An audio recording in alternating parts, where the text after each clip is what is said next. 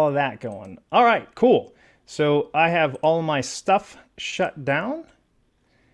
So we're not going to ping or pop.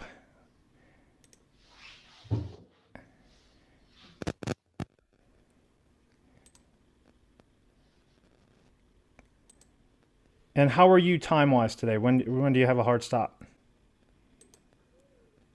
Yeah, I've got about 90 minutes max. Okay, you got it. We can do the hour, or if you'd like, we can do a little bit of a question Q&A right afterwards on Clubhouse if we get people on there. Sure, yeah. How let's roll. Let's see how it evolves. I think that's always good to see what the moment calls for, rather than preordain it.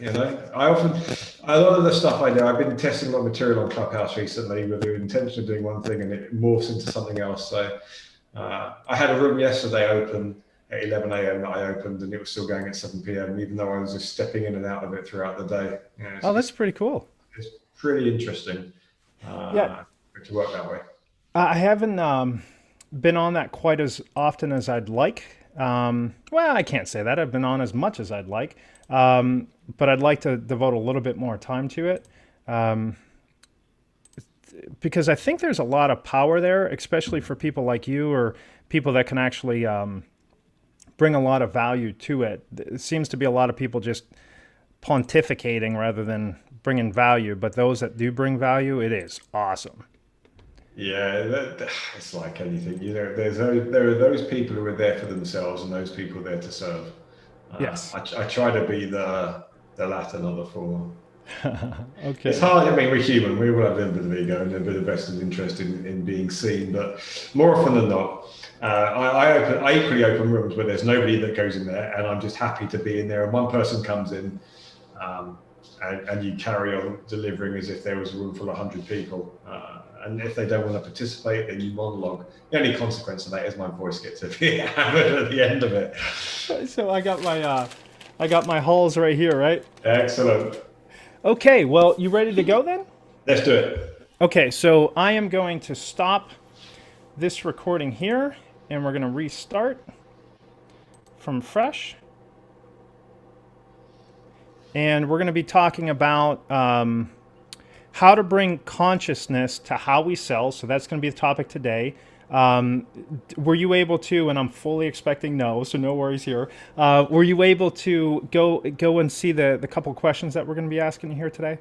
No, let's just fly it. I did see Let's them, but fly. that was days ago, and I'm literally spinning up many plates at the moment, so it's all good.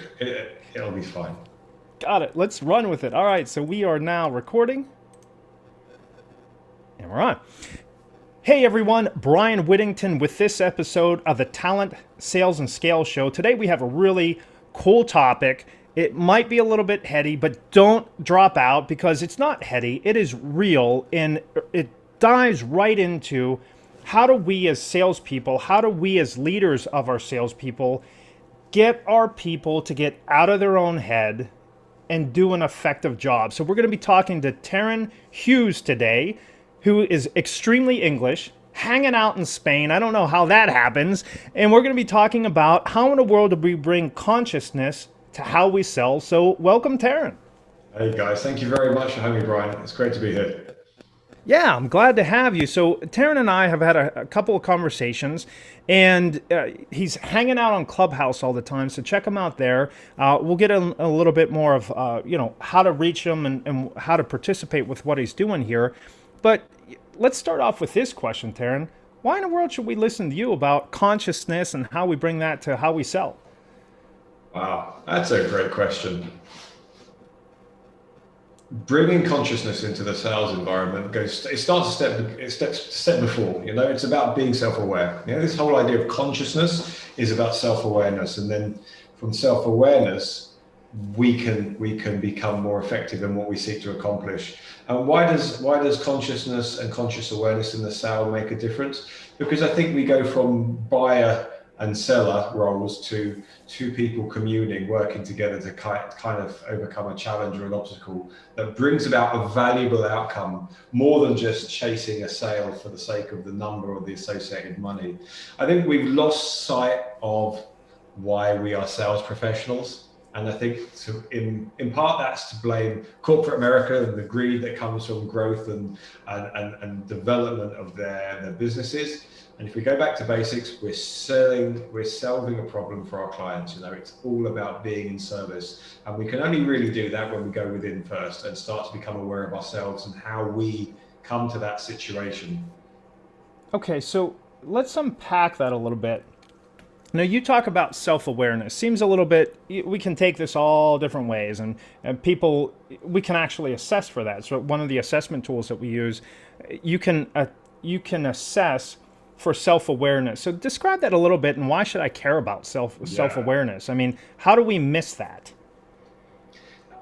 For me, what's become apparent is that people have different modalities of operation. They can predominantly perceive this moment that's happening through a filter of the past because of their past experiences, especially in the context of selling, right? So the way that you interact with clients, whether that's outbound calling, presenting, what have you, we can quite commonly overlay a past experience as a filter in the present moment. That means that we're not dealing in the present moment, we're not dealing with what's happening. We are reliving an emotional value, an emotional experience that impacts the way that we respond, impacts the way that we approach what's in front of us. And it determines the results that we get, because if our past experiences typically were negative or have some negative aspect or connotation to them, it will impact the way that we respond to that moment. And that means that we could have a negative response in terms of our posturing, our language, our communication style. Maybe we could go into a self-pitying mode where we start thinking, I'm being rejected because this sounds like it's going down the same path as before. And then we seek to validate that by looking for validation, looking for ways to confirm that belief. So if we're not living in the past, then we're either projecting in the future and looking for how things could be better than this current moment. And I guess the message really here is this conscious awareness is about inviting people to be present in this moment, because this is the only real moment there is. And the only moment that we can be effective in what we do is this present moment. So take, for example, this conversation that you and I are having. What you're doing is you're listening. You're listening intently to what's being said. I'm focusing my entire attention here to have this conversation with you. I'm not considering something that's going on another point in time. I'm not trying to allow past experiences of being in a similar situation cloud the way that this moment unfolds. It's about occupying with my attention this moment fully. And then when it's your turn, when you're speaking, it's my turn to listen intently and fiercely, because that's where our power is, in this moment. That was a lot. I love that. All right.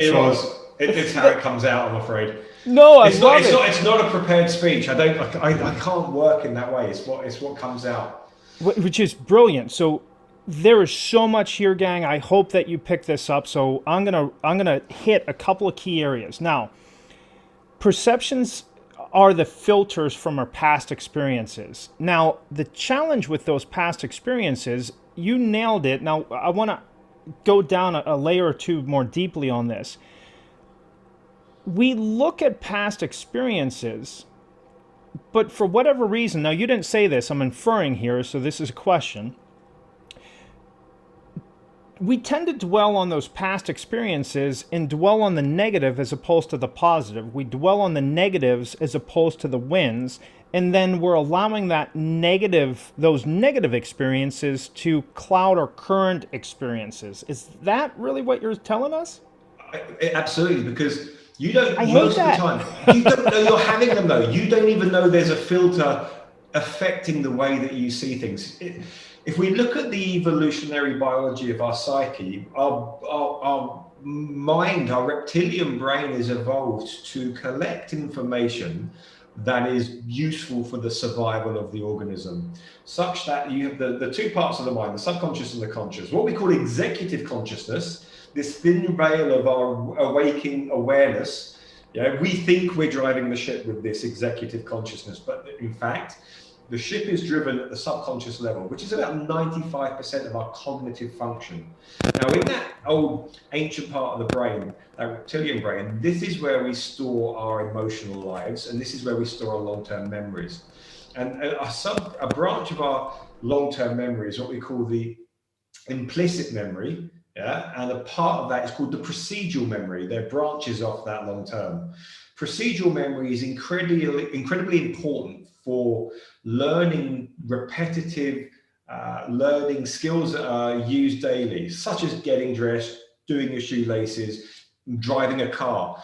Once we've learned that from a conscious executive level, but it drops into the subconscious level such that we don't think about what we're doing. It just happens automatically, right? So it overlays that experience that you've had as a framework to operate in this moment. But the problem is, our emotions are stored in the same way. So if we have an impactive moment in our past, an event that has an emotional value, a strong emotional value, and typically a negative one, it's encoded in that part of the memory. So what happens is, over time, the conscious memory, that executive conscious memory of that event fades, but the mechanism for which the body remembers it and the mind remembers it remains, such that the pattern recognition part of us, when faced with a similar situation, your mind's always looking to prepare you for this moment. So it goes through the metadata of the past and says, this is the same situation as that happened before. We will provide you with the same emotional response as preparation. So you relive the emotional experience in this present moment. So it's overlaying it. That's fascinating. Then what we experienced in the past at a subconscious level, then, if I'm picking up what you're saying here, what we've lived in the past is then into a subconscious, so we know how to adapt to it. We don't have to think about it. We're on autopilot. Oh, this was bad before, so be cautious, be prepared. And so then we have those negative feelings as we're going into this because we're reliving that. And then even if it's a great experience, we have this, and I don't know if this is the right language, but that cognitive bias of that filter that we're using to go, this is bad. Well, I just said something bad. You should have seen Taryn's face here. Go ahead. No, it's even funnier than that, because it's what we've learned. I think Easterbrook did this study in the 60s about cue utilization, and essentially negative experiences over time become more pronounced. Yeah, that emotional reliving becomes more pronounced. And the good ones, those good experiences, they fade. So we evolutionary wired to enhance the fear. I'll give you an example, right? Imagine in our evolutionary past, there's two of us walking along in the forest, and there's bushes all around us, and we hear a rustling and a noise, and it starts to move. And we look at each other, and we look at the noise, and out of the bushes, a giant bear jumps out, grabs you, drags you off, and eats you. That's going to be kind of traumatic for me. I'm going to get past that, yeah. But every time I walk down a path and I hear bushes move, guess what's going to happen? I'm going to have an emotional reliving of that experience, yeah. Put it this way: you can lie in your bed at night, fully safe and secure. The doors are locked, everything's great, and yet you could start having thoughts that make you physically react to those thoughts in a negative way. You hear a noise outside, you suddenly get scared. You can go into that fear modality because your subconscious mind doesn't know the difference between a thought and reality. There's the past experience it has to draw upon to say, what could that noise be? Well, all I have as my experience past is bear out the woods. It must be a bear, and prepare you for the adrenaline to fight or flight. That's the limbic system working, yeah? That's that evolutionary part to keep us alive. Now, what I'm inviting you to do is to be present in that moment such that you do not relive that emotional experience, that you may remain centered. So you have to be aware that those things are running in the background, which is why we have to go inside and explore why we think the things that we do that shape the thoughts that we have, that give us the experiences reflected back to us in the world. Because what we encounter outside of us is a reflection of what we think and feel inside of us. So, and then if we can, if we're fearful, because what I'm finding as I'm getting a little bit older here is the times that I make the biggest mistakes are whenever I'm making decisions from a fear base. That's usually whenever I screw something up. And is so I don't know if that ties to that enhanced fear because I've made this bad decision in the past or well, you can't even call it a bad decision, right? It's a learning lesson. So I've Well, that's messed up context in and the past. framing. Yeah. Yeah. So I've messed up in the past, learned from it. So if I've learned from it, if it was a good idea just poorly executed, then I should be able to overcome it or be able to adapt to make it right if I'm not basing everything on fear. And so talk to me a little bit about what you said.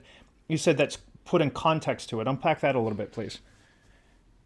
Well, you said it's a learning experience and not a mistake. You have to have perspective and context to know that it's not that if you said to me, you've got two people you can hire, one guy's fallen over 10 times and got up 11, and one guy's never fallen over in terms of this, who do you pick? Not the guy that's never fallen over because he's going to fall over on my dime. Right. So it's never really failure if you're learning from it. You make the same mistake 3 times, 4 times, 5 times. That's a habit. That's quite different. Right. But to your point, if you're making a mistake, that's not necessarily coming from fear. But if you're making the same, let's not use language like mistake. And let's say if you're having the same outcomes, that's a better way of framing it, right? If you're experiencing the same set of outcomes over and over again in any strata of your life or dimension of your life, there is a huge opportunity for you to go inside and understand what's going on there. Yeah? And bringing awareness to the fact that there's this repetition occurring, changes a little window of perception inside you so that when that situation or opportunity arises again, you're now furnished with a choice to act consciously. Okay, I'm aware of this situation repeating itself. How do I want to respond to this moment? I think we've got to try and look at it as how you choose to respond to the moment unfolding in front of you, rather how do I naturally or automatically react to it? Yeah, we react unconsciously, we respond consciously. So say that again. We react Unconsciously, because we naturally, our subconscious is giving us survival mechanisms. What we're trying to do is move away from living in a duality state where there's this subconscious behavior running and then pushing its way up to our executive consciousness, that waking part of us. And we want to operate from a clear sense of I'm coming from pure creation. I'm coming from this pure understanding of what's happening in this moment and not being judged, filtered, or persuaded by events of the past. Yeah. Okay, so you unfortunately your microphone cut out right there. No worries. Say it again. So you react? If we react to something, it's typically because we're reacting unconsciously. It's a reflex action.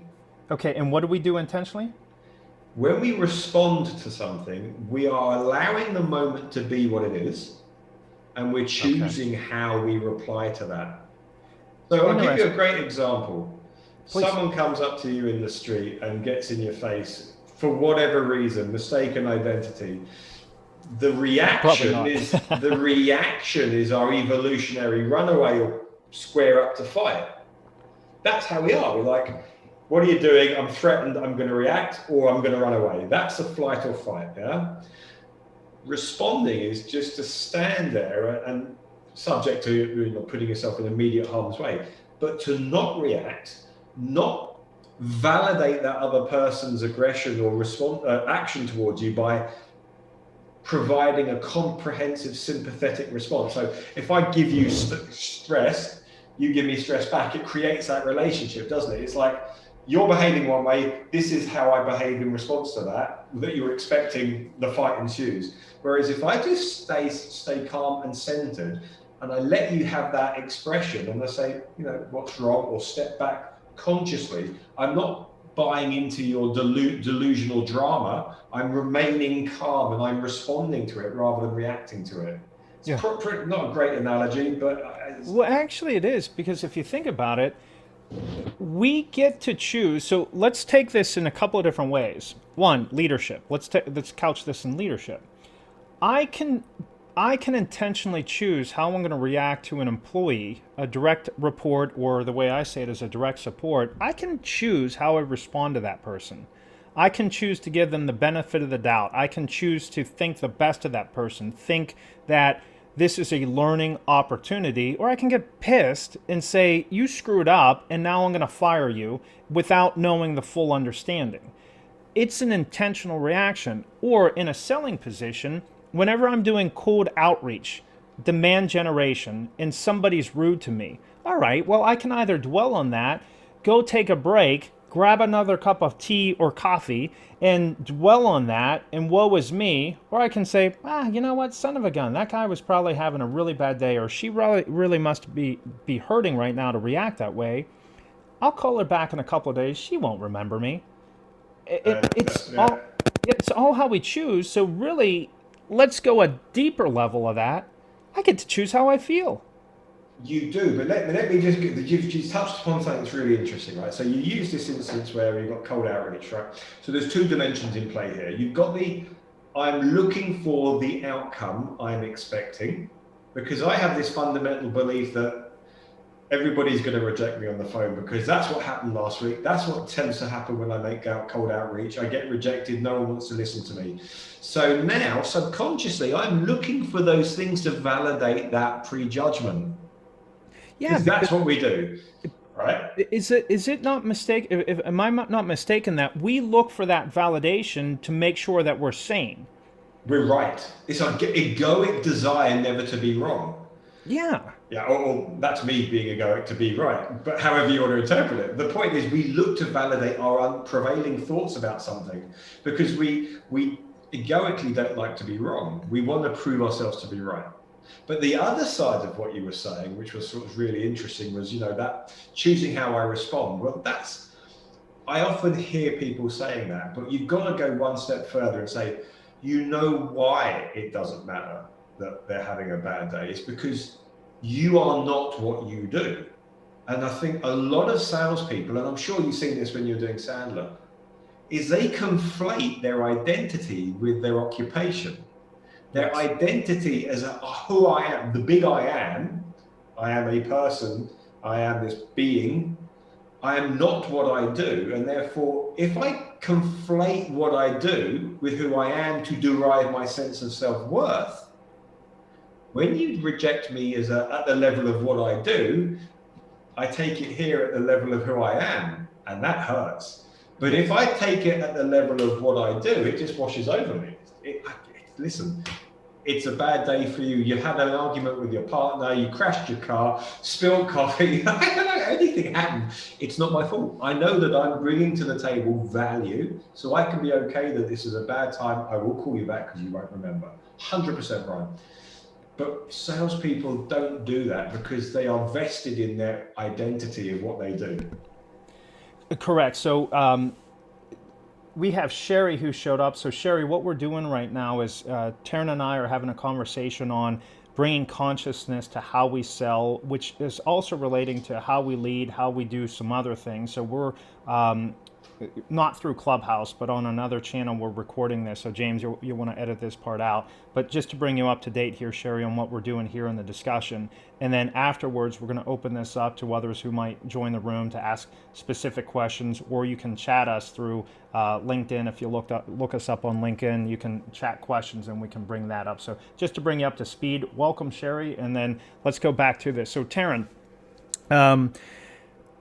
based upon that, if we have a choice of how we're going to feel, why do you believe, or what's your sense, if we get to choose how we feel, why do we choose this life of misery then? I mean, that's really it. If we're dwelling on this negativity, okay, we can blame our, as you were saying it, our reptilial brain. We can blame it on circumstances, but that really puts me in a victim mentality. And if I'm the victim, I can't fix it. Your point of, if I have a miserable night and I wake up just feeling the same misery, and I spill my morning cup of whatever, right? My morning drink of choice. I'm like, ah! And I get angry, and the rest of the day is ruined. Or if I have an awesome night the night prior, and that same event happens, I'm like, ah, whatever. And I clean it up. Same event, but I've chosen how to react to that. So if we had that choice, you've been studying this a long time. Why in the world do we not, why don't we choose joy and happiness then? This seems insane. Okay, there's a couple of ways I can respond to this. The first thing, the sort of short answer is that if you imagine we're like a radio receiver, it's easier to tune into the lower wave vibrations. It's easier to go to the negative than it is to maintain a positive state of being. Yeah, high frequency, low frequency. That's kind of the spectrum. The way that we can condition ourselves to be more resilient, such that, well, shit happens, but it just doesn't affect me anymore, is to be mindful of our energetic state and to work on developing and enhancing that energetic state. And So define energetic state, if you wouldn't mind, please. Yeah, for sure. Our energetic, we were bioelectrical beings, you know. We have this energy around us, and we have this emotional life, this physical life, and this mental life.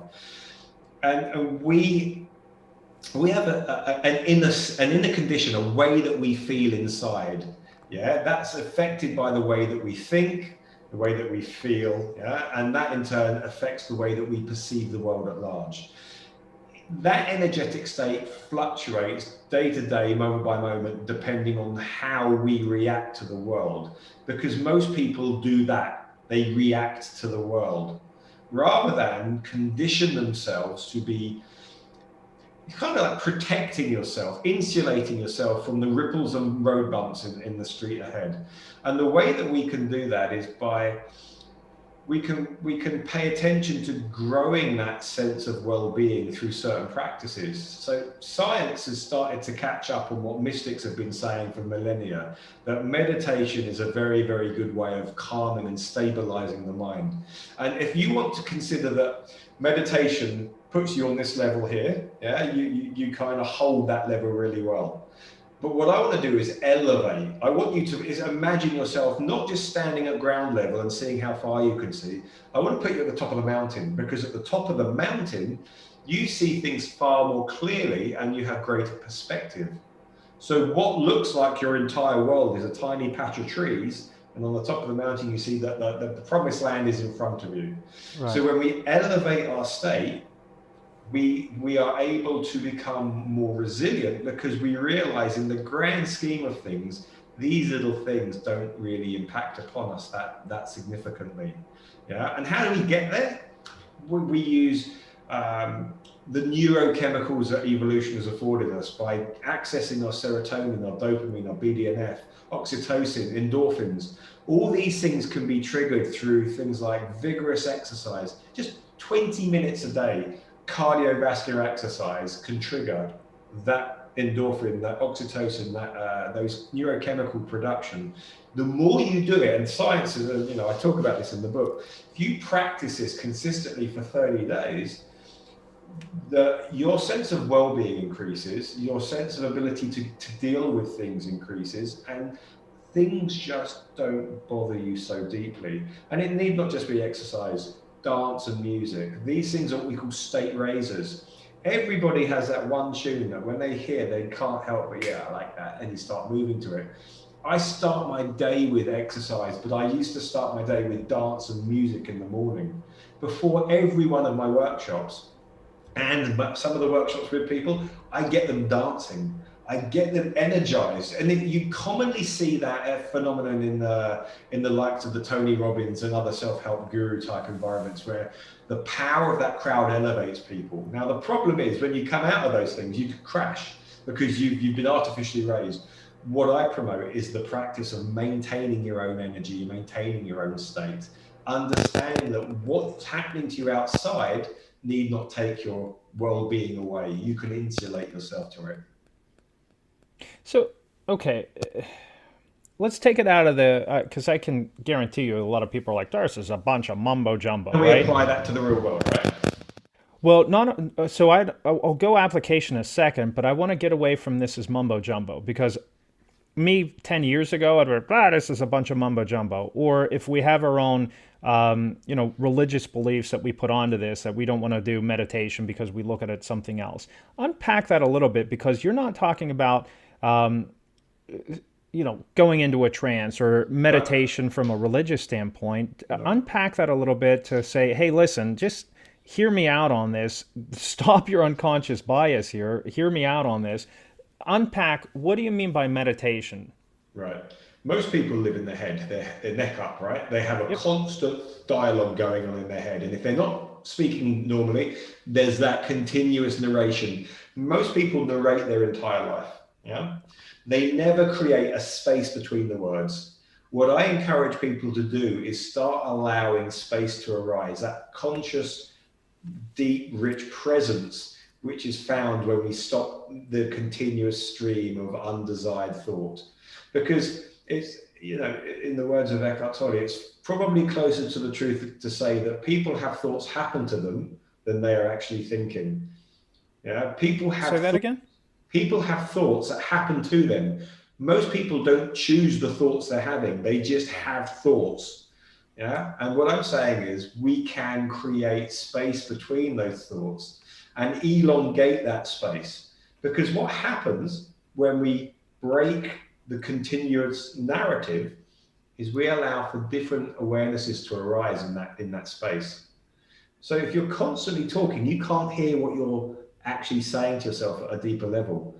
There, if you remember, all of our deep conscious thought, subconscious thought, 95% of that cognitive process is subconscious, and we're drowning it out with the chatter at the mind level. Yeah. So when we stop that, this rises up, and we can become aware of some of the deeper rooted beliefs and thought patterns that we have that actually create the structural reality of our world. Because what we think left over time becomes what we believe, and what we believe often frames what is possible. Yeah. So, yeah, it's really rather curious. Um, so what you're suggesting here is resilience is, and we'll have to go back to that because I interrupted you whenever you were talking about an energetic state. But we can, so if I'm understanding what you're saying here, Taryn, is we can have greater resilience if we're intentional about creating energetic states that come from meditation or music or dance or whatever it is that energizes us. For some people, it might be doing stuff like this. Other people, it might be getting alone, taking a walk, whatever it is for that person. Is that right? Each person has a different way of getting that energetic state. Yes or no? It needs to elevate you. And what typically happens is when you're completely absorbed in something, you become unaware of the self. You're just in the moment with what you're doing. If you're Yeah, killing call it yourself on flow, a right? treadmill, flow. When you're completely in flow, if you're on the treadmill, you're running, whatever it is, you're not thinking about yourself. All your attention is focused on how you feel and what you're doing. And that creates space, that elevates, and that triggers that neurochemical production. Yeah. Okay.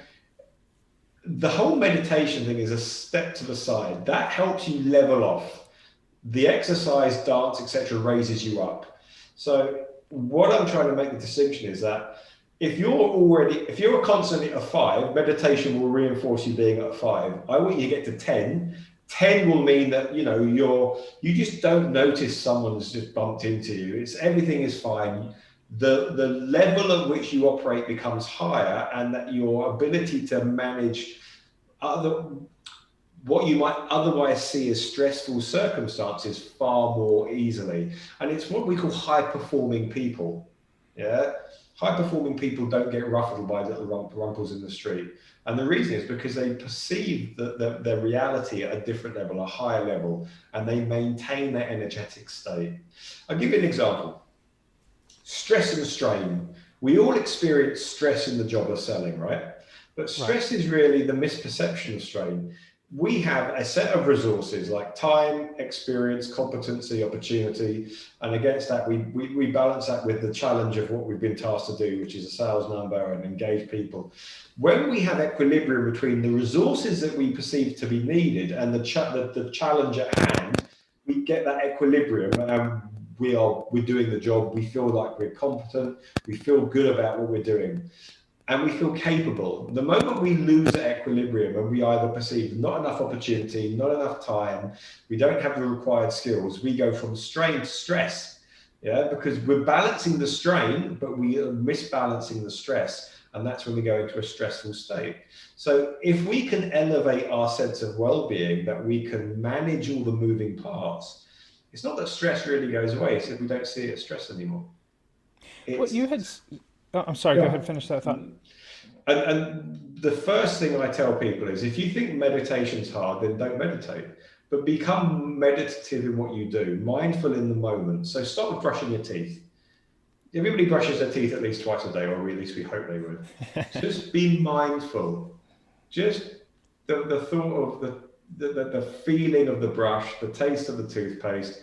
No thought necessary. Just try and be aware of it for a few seconds at a time, and create a space between what you're doing. Okay, but that's going to leave us, like you said, at that 5. If we're a 5, that's going to put us at a 5. You also said that we can do these things to energize us, to get that to raise us up in that energetic state. But then if you do that, then you can have a fall off back down to the 5. So how do we get to the point where we go from that 5 to the 6, the 6 to the 7? Because my guess is you're not going to go from a 5 to a 10. Well, it's like anything worthwhile takes practice. What I talk about in the conscious sale is a practice. If you were expecting this to be done in a week or 2 weeks, then that's not going to work. It's like diets do not work. You have to have a healthy eating habit long term. You have to have a healthy exercise regime long term. You have to apply mindfulness practice long term. But you get the same results of a long-term practice. You get incremental improvements on your experience day by day. So if you exercise frequently, if you meditate or bring mindfulness to your day frequently. See, the trouble we have with meditation in the traditional yogic sense of sitting there going on is that there's 24 hours in the day and most people will meditate for half an hour. So what about the other 23 hours of the day? Right. What I try and encourage you to do, and I talk about this in the book, is to bring those pauses to your day frequently and just intersperse everything you do with a mindful moment. So let's say before this call, I just sat down and I took 3 or 4 long, deep, mindful breaths just to create a space to partition what has just finished with what is to come. And then once you start doing that, you allow the opportunity to bring intention to it. Because now I'm going to say, rather than relive patterns of the past, I'm going to set a new direction for my subconscious mind to aim for. So the state gives us the ability to perceive higher, better, further. Yeah, because we're limited by the sense of what we think is possible, right? Correct. I couldn't do that. It's too difficult. Well, that's at this level of a 5. If I can get you to 10 and then ask you to think about what's possible, you might dare to dream that little bit bigger, richer, further. Yeah, so if I constantly embody that state of being at a 10, and don't get hung up on the numbers, right? It's just about getting yourself out of your comfort zone, getting yourself working so that the body produces those chemicals that you feel. I take cold showers every morning. Yeah, the willingness to be uncomfortable is growth. Yeah, the willingness to be uncomfortable in order to better yourself is growth. So doing those things grow your sense of what's possible. Oh, I could never run 5K. Start with half a K. Well, and what is funny, right, is, and I'm jotting down the note, that's a great line, the willingness to be uncomfortable. Say that again? The willing to be uncomfortable is growth. Yeah, because that's where growth is. You don't get growth by being comfortable. You don't get fitter by not getting up early and going for a run, or you don't get healthier by eating a better diet. You have to change up what is comfortable for the uncomfortable, because that comfort is where you've decided your reality is, where the walls of your reality are. Okay, so let's go to the naysayer. Hey, listen, You cannot be an NBA basketball player. You cannot be a soccer superstar. You cannot be, I guess in your world, a football superstar. You cannot, right? So that might be true today. However, if I choose the right habits, if I choose the right exercise, the right everything from where I am today to get there, that'll allow me to so right now, yeah. So I want to take off my Pollyanna glasses, right? Because I think that's what a lot of people do. They think, "Oh my gosh, if I just think it, it's going to magically appear." No, that's not the case. If you remove the negative thoughts, it can allow you to do the habits, be intentional to do those things. You start to think right, act right, feel right. You can work up to that, but to your point, it's not an overnight success. It's not magic.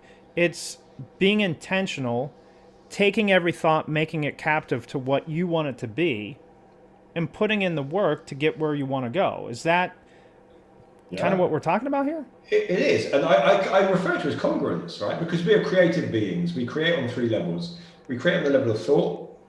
We create on the level, actually four if you include emotion. Thoughts, emotions, words, and actions. When you align those creative elements together, we become quite powerful in terms of what we can produce. If you think about it, everything in the world that's man-made, human-made, started off as a thought. There is nothing, quite literally, that has been made that didn't start off as a thought. It got then expressed as words, and then it was put into actions in terms of production. So when we align our thoughts, words, and actions, we can certainly improve or increase our efficacy, our agency to get stuff done. To your point about becoming a soccer star, well, no, there's always going to be elements of predisposition, physicality, etc. But it doesn't mean we can't make drastic improvement on where we are to where we want to go to. So aligning our thoughts, words, and actions has a huge impact. And to the sales arena, because that's what we're really talking about, the salesperson in the sales meeting, when questioned by their manager, are you going to hit number? Yeah, I think I'm going to hit my number. Inside they're going, oh, geez, I don't know how I'm going to hit my number. And that's an incongruence. We need to align our thoughts, words, and actions in order to bring about the outcomes that we want. Now, if I want to make a coffee, I think I want a coffee. I say I'm going to make a coffee, I go and make a coffee. It's instant because it's a tiny thing. You want a big set of results, you're going to have to invest that thought, that energy, that process continuously over time to bring about that outcome, because it takes longer to manifest.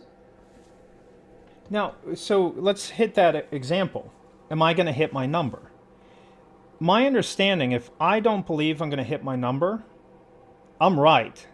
Because at a subconscious level, I have to, for congruency's sake, so I'm sane, I'm going to do subconscious things.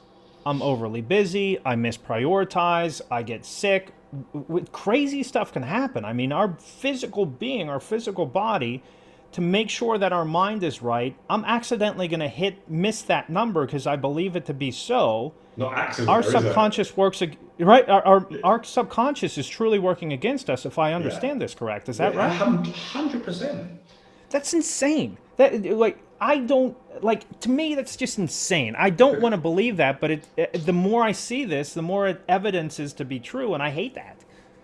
But your subconscious mind doesn't know good versus bad. It doesn't know right or wrong. It just knows how to create, and it'll give you I use the expression, where your mind go, where your thoughts go, your reality flows. What you think about, you will bring into reality. And if you think about negative stuff, that's what you're going to get as an experience. If you think about, I'm cautious about using good, bad, positive, negative, because polarities like that aren't very helpful. But if you set into motion a set of thoughts at an early age that will start to frame your sense of what is possible, that will become the bars of your reality. But you'll forget that they're there. So they're limiting beliefs playing out. So that negative mindset that you just described playing against us is really just what we've created as this is what is. This is how I see the world. Yeah, and that's how I want to frame it. But we're unconscious. Most of that happens at the age of sort of 3, 4, 5 years old, when our where our psyche's forming and our personalities are developing, and we're just absorbing everything. We're absorbing the input we're getting from our parents and our significant peers. So if your parents have just told you as a child all your life that you're no good and you're going to amount to nothing, kind of it's not surprising that you're going to get impacted by that, and it's going to frame what you think is possible. Yeah. Conversely, if you're positively primed as to see possibility and potentiality, then you're gonna be on glass half full rather than glass half empty. So let me throw this out there. I can't give credit to the study, but from what I understand, there was a study that people were interviewed to say whether they believed they had good luck or bad luck, which is a belief. They were then put into this movie theater, and on the screen, a cartoon coin would be tossed up in the air, and they would have to choose whether or not it was heads or tails. And from my understanding of the study, there was a statistically insignificant difference between wins and losses of those that had good luck or bad luck, that believed themselves to have good luck or bad luck. But what was different was those who had believed themselves to have good luck dwelt on the wins, dwelt on how often they were right. Whereas those who believed themselves to have bad luck dwelt on how many times they were wrong. See, there it goes again. I'm so unlucky, and they dwelt on that. So I don't know if that's like just made up, but it seems like that makes sense, because I can't see lucky people going through life or successful people going through life having much of a difference, because they're going to have good or bad, however you want to frame it, or however you want to say it. Stuff happens, but my sense is everybody has equal amount of stuff happens, but how much weight I give to that stuff happening and how much I dwell on that stuff happening is really going to determine my thinking going forward, or my thinking of what's happening today and how I deal with it. Is that kind of a right summary of that? Well, I'm guessing no from that pause. I don't know. Listen, I'm not an expert. I mean, I'm fascinated by this topic, and I'm open to be shown it's wrong. But the way I see it is, if you choose to see one thing versus another, and there's very little in between the two, why wouldn't you choose to see it positively? And again, that comes back to what's conditioned you to always fall to the negative.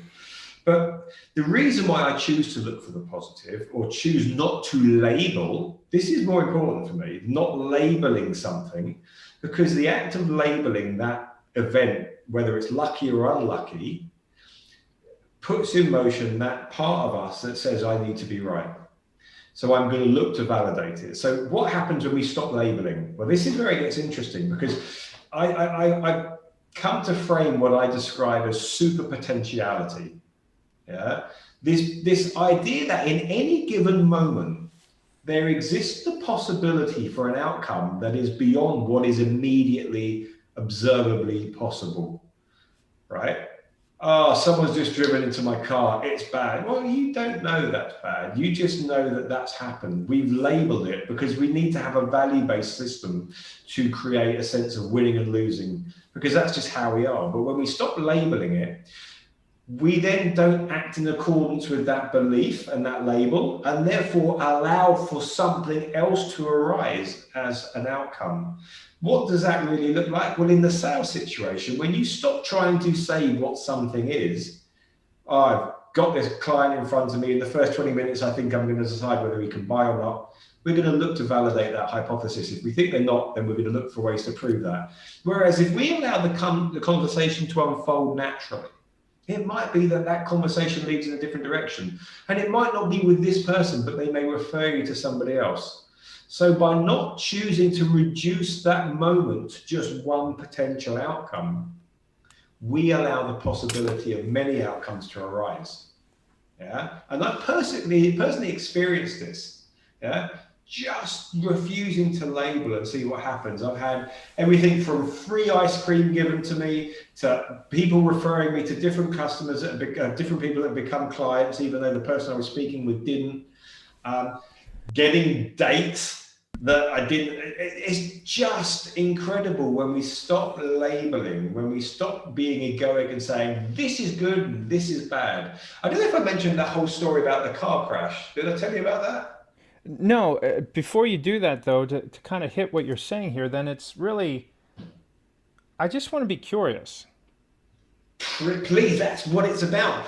Be curious, open minded, and silent and see what comes from it. Respond to the moment, but be ever curious. So if I wanted to put really a quick, easy application to this, it's something happens to me. Well, that's curious. This is going to be interesting to how what the outcome's going to be of this.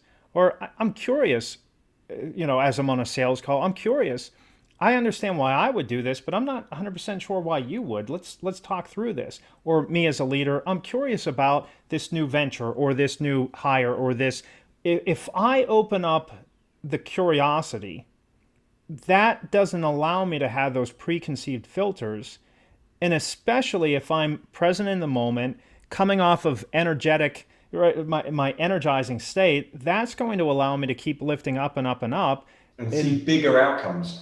yes. And so it's no longer I can't, but hey, I'm curious. What would this look like and how might I get there? What if? Yeah. Yeah, we play in the land of what if. And then I think the only other part to that to be safe, if you will, to save so we don't get hurt so badly that it's going to, you know.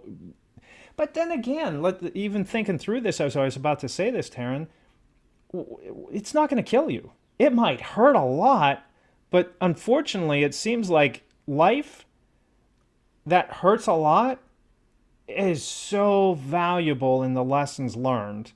And it really gives you back to that resilience of that didn't kill me. I'm here.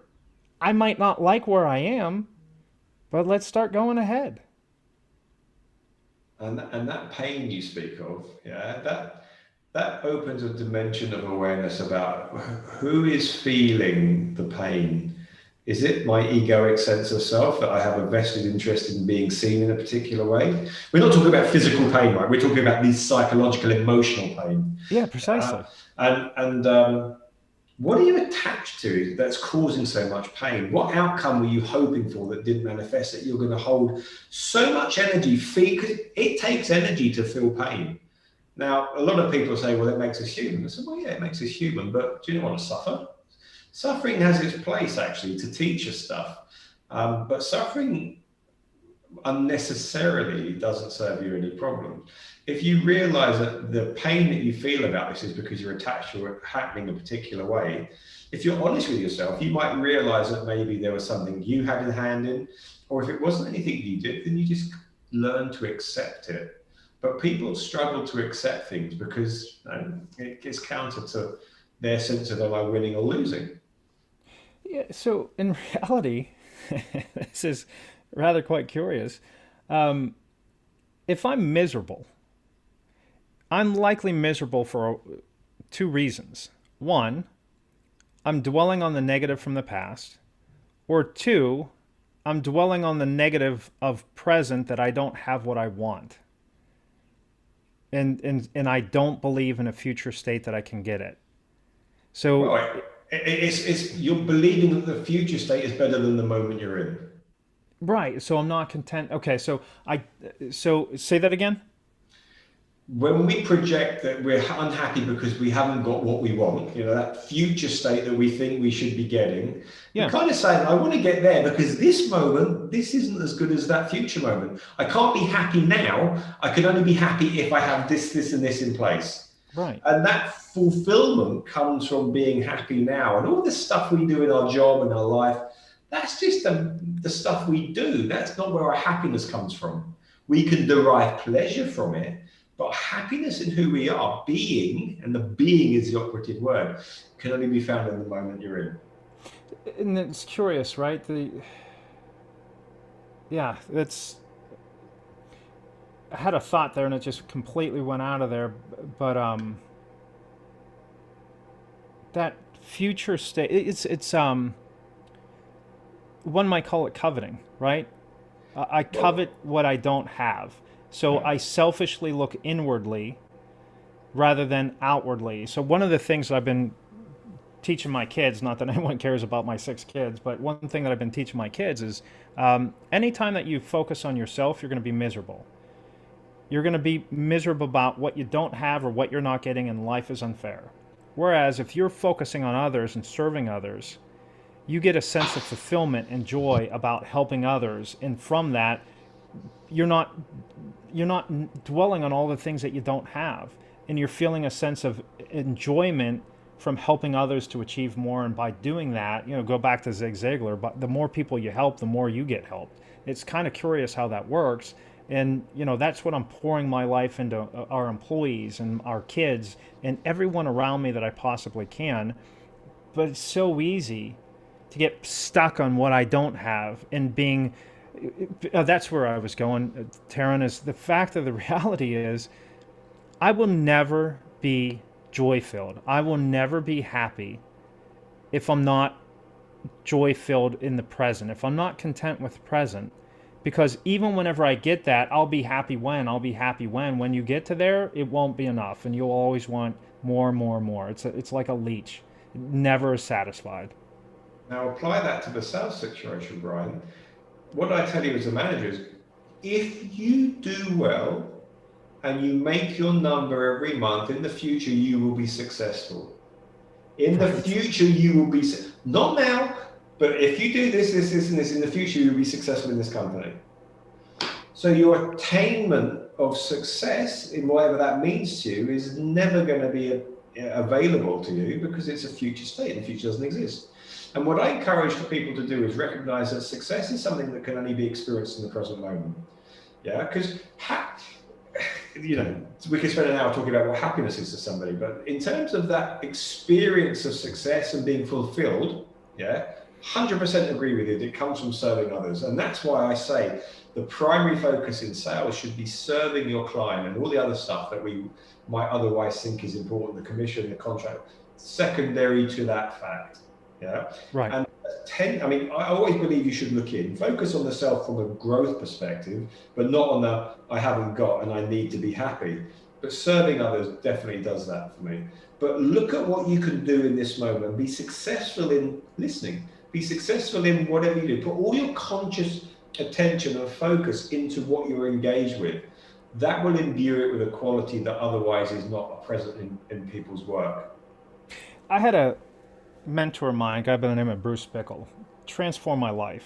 And it's kind of curious. He said, never seek success, because success is you'll never achieve it, right? It's always fleeting. The only thing that success leads to is failure, because somebody's going to be smarter, figure something out faster, you're going to get older, sick, and you'll lose. He said, instead, look to be excellent.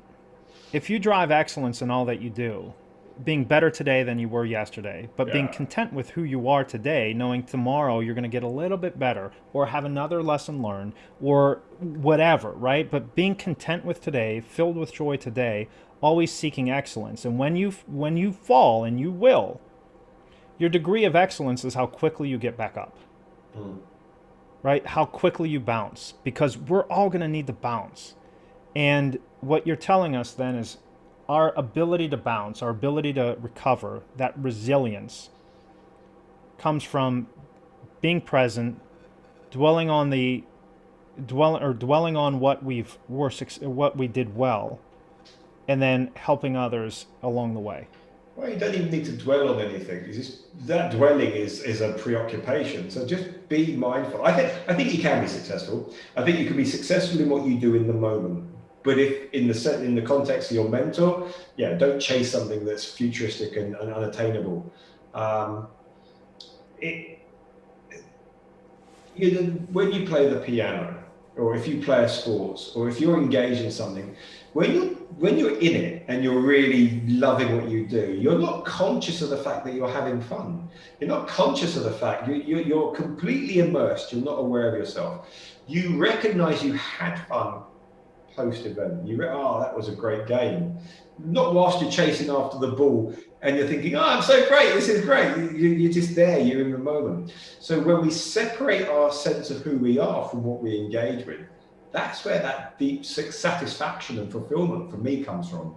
It's when we remove the sense of self from what we're doing. That's when we can, well, I consider you getting in contact with source, or you're more in flow, whatever language you want to work with. I don't care if there's a spiritual or non-spiritual dimension to this. The result is what matters, and being aligned gives you that sense of well-being. Yeah. Well, I'll tell you what, I could talk all day because there's topics of how do we motivate people, how do we help people to this. There's so much that we could go down here, and I really have enjoyed this conversation. But being cognizant of the time, let's do this.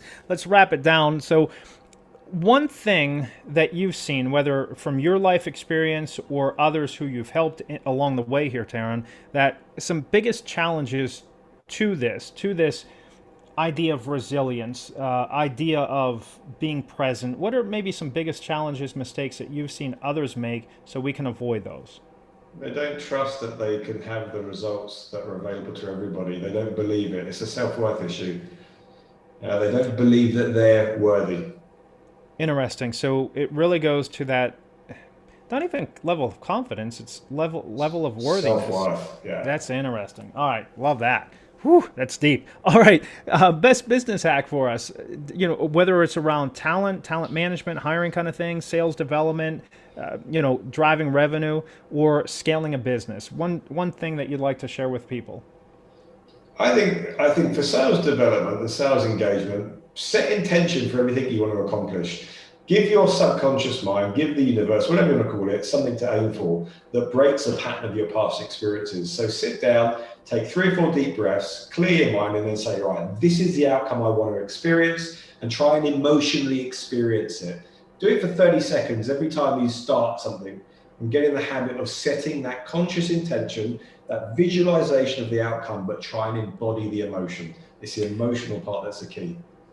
So almost, I heard it. The book is called "The New Psycho-Cybernetics." So it's that practice in the theater of your mind. So in that 30 seconds, see yourself doing it perfectly, feeling yourself, feeling the way that you want, that joy-filled in the moment, having fun in this thing, the way that you want to live out your life. Practice that in your mind until you feel it happening, see it happening, and then hit it. So is that kind of what you're suggesting there? Yes, but imagine it happened. Not imagine you're doing it, imagine it's already done, and let reality catch up. It's the embodiment of how you feel afterwards. You can do the whole vision. If you don't trust the process fully, then do the whole going through that experience. That's what Felix Baumgartner did when he jumped out of the Red Bull capsule. He did that jump from the stratosphere 1,000 times in his mind before he did the final jump, reliving that experience. But connect with how you'll feel afterwards. What would it feel like to sit back and go, yeah, I feel great, I did that. That's what we're connecting, that emotion. Love it. Okay. And then resources. How in the world can we figure out all of this stuff? What should we be reading? Podcasts we should be listening to? Guides that we should be checking out so we can be as mindful as you, Taryn?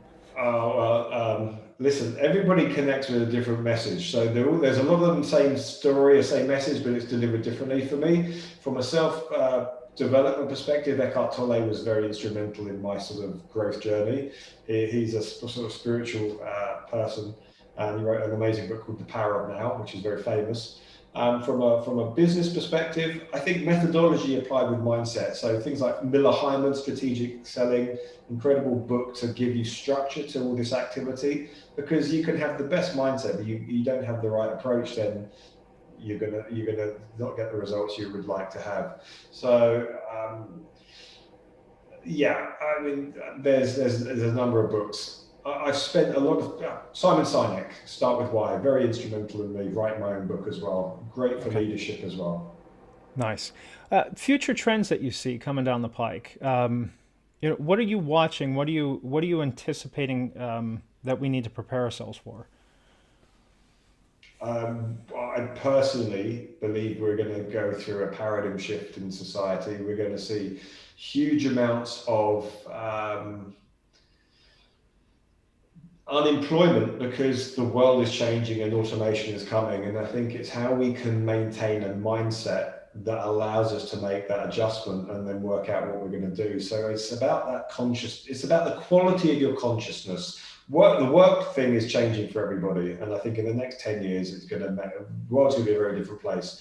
And what's going to make it a utopian rather than dystopian outcome is the quality of our conscious awareness to what's happening in ourselves. Interesting. And that consciousness of that is how we're reacting to everything, correct? Responding versus reacting. Responding versus reacting. All right. Taryn, I love this. It was great. Who should reach out to you? How should they reach out to you? And why should they reach out to you? I'm more than happy to connect with anybody in the sales, startup, or business community on LinkedIn. And I'm frequently on Clubhouse. Connect with me, have a conversation with me. Yeah, that's it really. I'm always keen to have good conversation and dialogue. If I can be of service to your business, I work with sales teams to help them develop the sales practices and the mindsets consistent with world-class success. And I have a lot of fun doing it. So if that sounds like an approach you want to get involved with, or even just explore that conversation with me, I'd be more than happy to. And the name of the book that they should be buying here? The Conscious Sale, The Power of State, Intention and Belief, a guide to sales success. And it's Nice. available on Amazon. Okay. And then reach out to them on LinkedIn.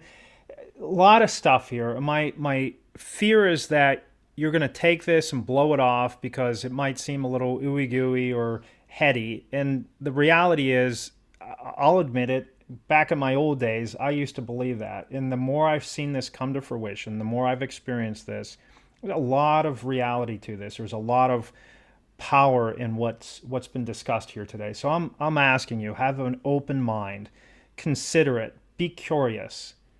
What do you have to lose? Get after it, have some fun. Taryn, you're awesome. I really appreciate it. We'll see you. Thanks very much, Brian.